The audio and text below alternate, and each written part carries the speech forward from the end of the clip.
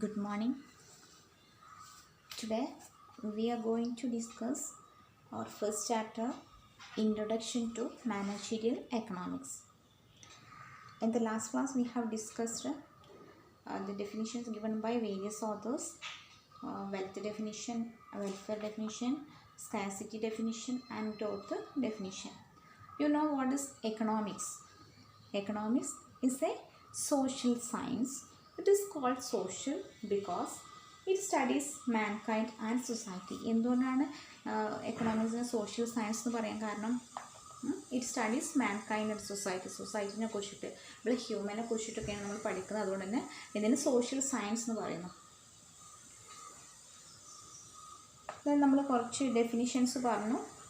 First definition എന്ന് വെച്ചാൽ പല എക്കണോമിസ്റ്റും പല ഡെഫിനിഷൻസും നമുക്ക് തന്നിട്ടുണ്ട്. അത് നമുക്ക് 4 കാറ്റഗറി ആയി തിരിക്കാം. ഒന്നാണ് വെൽത്ത് ഡെഫിനിഷൻ.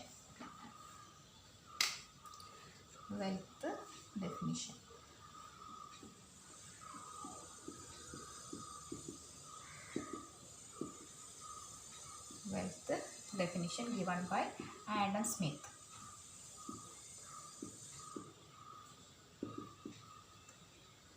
ആഡം സ്മിത്ത് ആണ് ഇതിൻ്റെ പ്രൊപ്പോണൻ്റ്.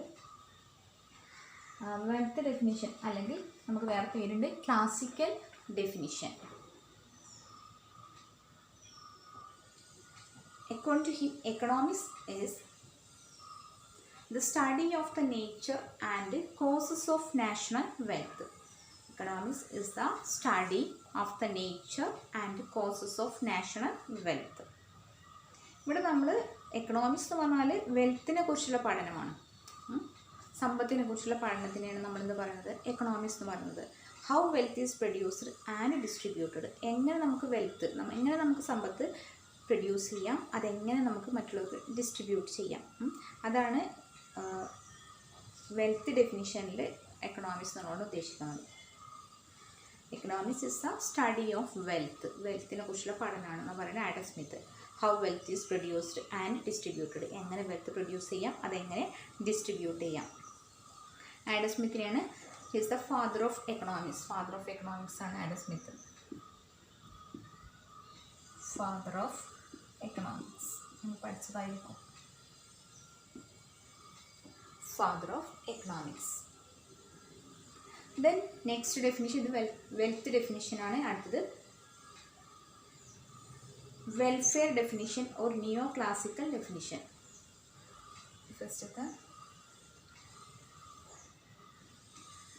welfare or neoclassical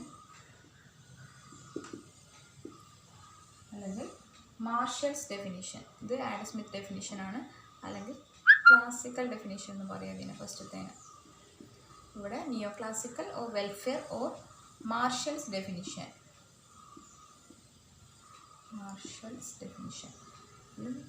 രണ്ടാമത്തെ ഡെഫിനിഷൻ. ഇവിടെ എക്കണോമിക്സ് എന്ന് പറഞ്ഞാൽ it's A study of mankind in the ordinary business of life. It examines that part of individual and social action which is most closely connected with the attainment and with the use of the material requisites of well-being. This is study of mankind. ഇവിടെ human ആണ് importance. Study of മാൻകൈൻഡിനെ കുറിച്ചുള്ള സ്റ്റഡിയാണ്. In the ordinary business of life it examines that part of individual and social action which is most closely connected with the attainment and with the use of material requisites of വെൽബീയിങ്ങിന് importance, human വെൽഫെയറിന് importance കൊടുത്തുകൊണ്ടുള്ള ഡെഫിനിഷനാണ് ആരുടേത്? Marshall's definition. അതിനോടാണ് അത് welfare definition എന്ന് അറിയപ്പെടുന്നത്. ഇവിടെ Marshall shifted the emphasis from wealth to welfare. നമുക്ക് ആഡം സ്മിത്തിന് വെൽത്തിനായിരുന്നു ഇമ്പോർട്ടൻസ്. ഇവിടെ വെൽഫെയർ ഡെഫിനിഷനിൽ എന്ത് ചെയ്തു? മാർഷൽ എന്ത് ചെയ്തു? ഷിഫ്റ്റ് ചെയ്തു, വെൽത്തിൽ നിന്ന് വെൽഫെയറിലേക്ക് വന്നു. According to him wealth is not the end but only a means to an end. According to മാർഷലിൻ്റെ അഭിപ്രായ പ്രകാരം വെൽത്ത് എന്ന് പറഞ്ഞാൽ എന്തല്ല, it's not a end but only a means to an end. എൻഡിലേക്കുള്ള ഒരു വഴി മാത്രമാണിത് വെൽത്ത് എന്ന് പറഞ്ഞാൽ. The end be human welfare. നമ്മുടെ അൾട്ടിമേറ്റ് ആയിട്ട് എന്താ വേണ്ടത്? നമുക്ക് വെൽഫെയർ ആണ് വേണ്ടത്. അതിലേക്കുള്ളൊരു വഴി മാത്രമാണ് വെൽത്ത് എന്ന് പറയുന്നത് marshal. According to him, economics studies both wealth and men. Economics എന്ന് പറഞ്ഞാൽ എന്താണ്? സ്റ്റഡി ഓഫ് വെൽത്ത്, വെൽത്തിനെ കുറിച്ചിട്ടും മാനിനെ കുറിച്ചിട്ടുള്ള സ്റ്റഡിയാണിത് എക്കണോമിക്സ്. ദെൻ മൂന്നാമത്തെ ഡെഫിനിഷനാണ് Robbins definition or scarcity definition.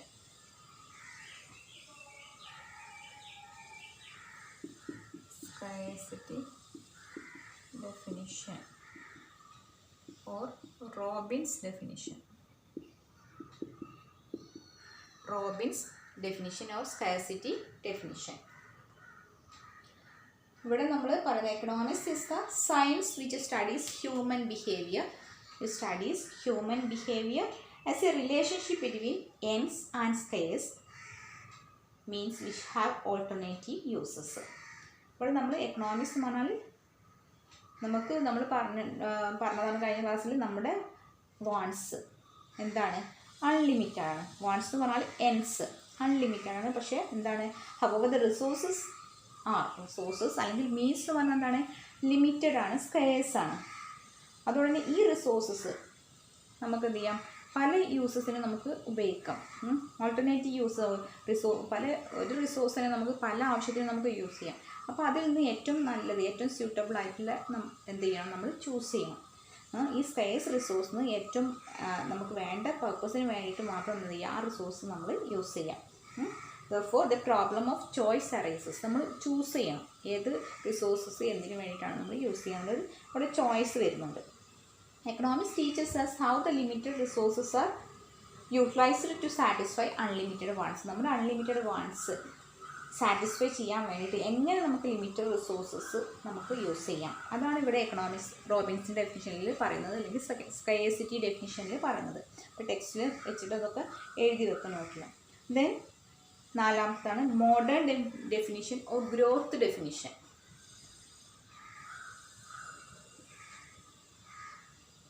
Growth definition. Growth definition or modern definition. Modern definition. Growth definition or modern definition. ഇവിടെ നമ്മൾ മോഡേൺ ഡെഫിനിഷനിൽ പറയുന്നത് economics is a study of how societies use scarce resources to produce valuable commodities and distribute them among different people for satisfying their wants. സാമുവൽസൺസിൻ്റെ ഡെഫിനിഷനാണ് growth definition ഇവിടെ പറഞ്ഞിട്ടുള്ളത്. നമുക്ക് പറയുന്നത് എന്താണ് എക്കണോമിക്സ് എന്ന് പറയുന്നത് എന്താണ് it is a study of how societies use scarce resources. എങ്ങനെ സൊസൈറ്റി സ്കേഴ്സ് ആയിട്ടുള്ള റെഗുലർ ആയിട്ടുള്ള റിസോഴ്സസ് സൊസൈറ്റി എങ്ങനെ യൂസ് ചെയ്യുന്നു to produce valuable commodities. Valuable ആയിട്ടുള്ള കമ്മോഡിറ്റീസ് പ്രൊഡ്യൂസ് ചെയ്യാൻ വേണ്ടിയിട്ട് എങ്ങനെയൊക്കെയാണ് സ്കേഴ്സ് ആയിട്ടുള്ള റിസോഴ്സസ് സൊസൈറ്റി യൂസ് ചെയ്യുന്നത്. And distribute them different people for satisfying their wants. പീപ്പിളിൻ്റെ വാണ്ട്സ് സാറ്റിസ്ഫൈ ചെയ്യാൻ വേണ്ടിയിട്ട് എങ്ങനെയൊക്കെയാണ് നമ്മൾ valuable commodities scarce resources use ചെയ്തുകൊണ്ട് ഉണ്ടാക്കുന്നത്, അതുപോലെ അതെങ്ങനെ ഡിസ്ട്രിബ്യൂട്ട് ചെയ്യുന്നു, അതിനെക്കുറിച്ചുള്ള സ്റ്റഡിക്കാണ് നമ്മൾ എക്കണോമിക്സ് എന്ന് പറയുന്നത്. ഇവിടെ നമ്മൾ മൊത്തത്തിൽ സൊസൈറ്റീൻ്റെ മൊത്തത്തിലുള്ള ഒരു ഗ്രോത്താണ് ഉദ്ദേശിക്കുന്നത്. It is a study of how societies use scarce resources to produce valuable commodities and distribute them among different people for satisfying their wants. Samuelson's definition ആണ്. അപ്പോൾ ഇത് 4 കാറ്റഗറി ആയിട്ടുള്ള ഒന്ന് വെൽത്ത്, ഒന്ന് welfare, scarcity and growth definition. Then branches of economics. എക്കണോമിക്സിൻ്റെ branches ഏതൊക്കെയാണ്?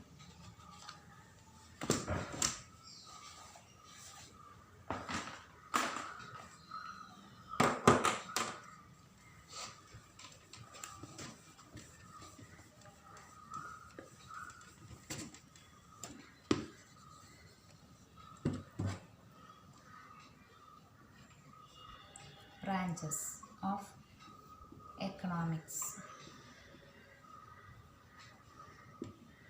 എക്കണോമിക്സിൻ്റെ branches നമ്മൾ പഠിച്ചിട്ടുണ്ടാവും. Micro economics and macro economics. Macro economics അതുപോലെ തന്നെ micro economics. Micro economics and macro economics. First macroeconomics. The word macro is derived from the Greek word macros. Macros എന്നുള്ള Greek word നിന്നാണ് macro എന്നുള്ള word വന്നിട്ടുള്ളത്. It means large. അപ്പോൾ macros എന്നുള്ളതിനാണ് macro എന്നുള്ള വന്നിട്ടുള്ളത്.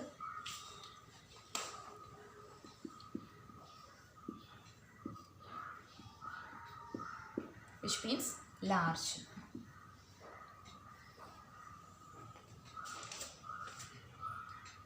അപ്പോൾ ഇവിടെ മാക്രോ എക്കണോമിക്സ് എന്ന് പറഞ്ഞാൽ it is the study of the economy as a whole. അപ്പോൾ ഇവിടെ നമ്മൾ മാക്രോ നമുക്ക് ആ പേര് തന്നെ ലാർജ് ആയിട്ടുള്ളത്. We study about national income. National ലെവലിലെ കാര്യങ്ങളാണ് നമ്മൾ പഠിക്കുന്നത്. നാഷണൽ ഇൻകത്തിനെ കുറിച്ച് പഠിക്കുന്നു. Gross national output, aggregate demand, aggregate supply etcetera. അപ്പോൾ macro economics studies the character of forest independently of trees which compose it. But in short, macroeconomics is a study of the entire economy. അപ്പോൾ entire എക്കണോമിയെ കുറിച്ചുള്ള പഠനത്തെയാണ് നമ്മൾ macro എന്നുള്ളത് ഉദ്ദേശിക്കുന്നത്. Macro economics large study. ഇത് രണ്ടാമത്താണ് മൈക്രോ എക്കണോമിക്സ്. മൈക്രോ എന്നുള്ള വേർഡ് വന്നിട്ടുള്ള Greek word mikros. It means small. Mikros. ഇപ്പോൾ മൈക്രോസ് ആണ് സ്മോൾ. നമ്മൾ എൻറ്റയർ എക്കണോമിയാണ് പഠിച്ചിരുന്നത് മാക്രോ എക്കണോമിക്സിൽ. ഇവിടെ മൈക്രോ എക്കണോമിക്സ് എന്നാൽ simply refers to the microscopic study of the economy. In other words, it is like looking at the economy through a microscope.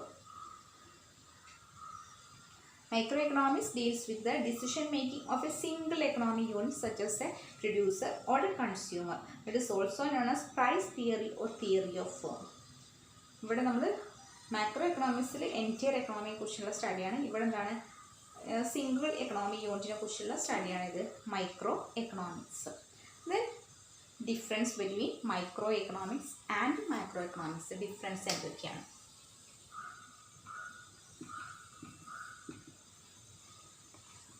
Difference between micro and macroeconomics. എന്തൊക്കെയാണ് difference? First point, micro economics നമ്മൾ പറഞ്ഞതാണ് individual economic യൂണിറ്റിനെ കുറിച്ചുള്ള സ്റ്റഡിയാണ് micro economics എന്ന് പറഞ്ഞാൽ. First point, it studies individual economic unit. Micro എക്കണോമിക്സിലാണ് പറയുന്നത് it studies individual economic unit. The macroeconomics on it studies aggregate economic units. Aggregate മൊത്തത്തിലാണ് നമ്മൾ പഠിക്കുന്നത്. It studies aggregate economic units. Then second point, microeconomics, it deals with the determination of price and output in the individual markets. It deals with the determination of price and output in the individual market. Individual market price and output determination ആണ് ഇതിൽ വരുന്നത് micro എക്കണോമിക്സിൽ വരുന്നത്. Macro എക്കണോമിക്സിൽ it deals with the determination of general price level and national output in the country. അത് individual മാർക്കറ്റിൽ നോക്കുന്നത് ഇവിടെ മൊത്തത്തിൽ national output in the country. അവിടെ മൊത്തത്തിൽ ആ കൺട്രിയിലെ എക്കണോമിയിലുള്ളതാണ് ഇവിടെ മാക്രോ എക്കണോമിക്സിൽ നമ്മൾ പറയുന്നത്. Then it helps the individual consumer, firm or industry in achieve optimum situation. ഇവിടെ നമ്മൾ ഇൻഡിവിജ്വൽ കൺസ്യൂമർ അല്ലെങ്കിൽ ഇൻഡിവിജ്വൽ ഫേം, ഇൻഡിവിജ്വൽ ഇൻഡസ്ട്രിക്കാണ് ഇമ്പോർട്ടൻസ്. അവർക്ക് ഒപ്റ്റിമം സിറ്റുവേഷൻ അച്ചീവ് ചെയ്യാൻ അങ്ങനെ പറ്റുക, അതിനെക്കുറിച്ചാണ് നമ്മൾ പഠിക്കുന്നത് മൈക്രോ എക്കണോമിക്സിൽ. In macro economics it helps the entire economy to achieve optimum situation. ഇവിടെ എൻറ്റയർ എക്കണോമിക്ക് എങ്ങനെ ഒപ്റ്റിമം അച്ചീവ് ചെയ്യാൻ പറ്റും എന്നുള്ളതാണ് പഠിക്കുന്നത്. Then microeconomics, the focus is on price. പ്രൈസിനാണ് ഫോക്കസ് ചെയ്യുന്നത്, ഇമ്പോർട്ടൻസ് കൊടുക്കുന്നത്. മാക്രോ എക്കണോമിക്സ് എന്താണ് ഫോക്കസ് ചെയ്യുന്നത്? എന്താണ്? Income. This focus is on income.